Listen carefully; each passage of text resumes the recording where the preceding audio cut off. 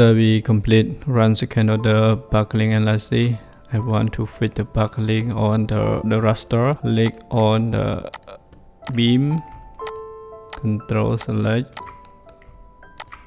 right click, copy, and select it, copy, yes, front view, Control, select, and change the section.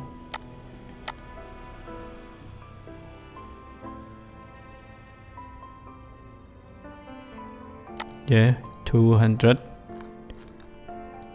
And at the page, I also change the section to 200. Okay, the same.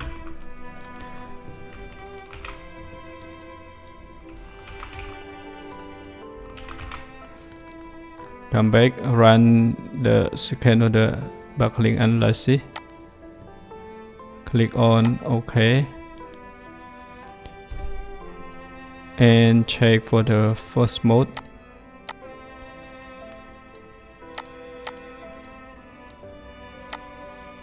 Okay. Now no buckling occur on the raster. For the mode 2, again, mode 3 is not critical on our structure. Yeah. Mode 4, mode 7.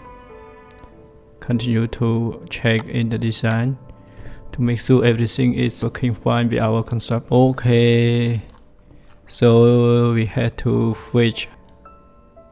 Yes, you can click on the beam again and click on the auto design option.